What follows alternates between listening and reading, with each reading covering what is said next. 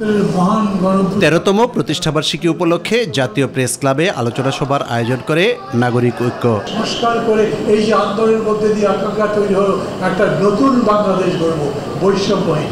সবাই বিএনপির স্থায়ী কমিটির সদস্য সালাউদ্দিন আহমেদ বলেন, সব সময়ের জন্য নিরপেক্ষ সরকার ব্যবস্থার বিধান থাকলে স্বাধীন নির্বাচন কমিশন সুষ্ঠু নির্বাচন করতে সক্ষম হবে। আমরা সেই সংস্কার চাই যে সংস্কারের মধ্যে কোনো বিভাগের অধিকার খর্ব হবে না। আমরা সেই সংস্কার চাই যেই সংস্কারের মধ্য দিয়ে রাষ্ট্রে একটি শক্তিশালী গণতান্ত্রিক রাষ্ট্র কাঠামো নির্মিত হবে। সেই সংস্কার আমরা চাই যার মধ্য দিয়ে রাষ্ট্র কাঠামো সংস্কার হবে, সংবিধানের গণতান্ত্রিক সংস্কার হবে এবং যার ফলশ্রুতিতে আমরা দেশ জাতির মধ্যে একটা অর্থনৈতিক মুক্তি অর্জন করতে পারব।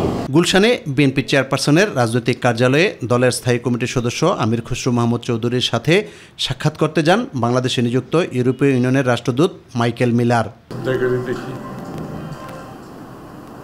বৈঠক শেষে বিএনপির স্থায়ী কমিটির সদস্য আমির খসরু মাহমুদ চৌধুরী বলেন, ফেব্রুয়ারিতে নির্বাচনের ঘোষণায় সব মহলের হতাশা দূর হয়েছে।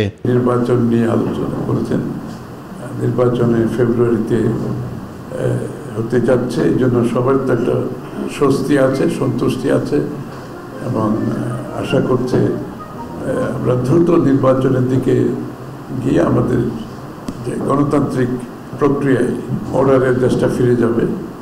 কারণ তারাও তো সবাই অপেক্ষা করছে, অনেক কিছু অপেক্ষা করছে একটি নির্বাচিত সরকারের উপর, তাদের কর্মকাণ্ড আগামী দিনে কি হবে। ইউসুফ আলী, মাই টিভি, ঢাকা। এটা শেয়ার করে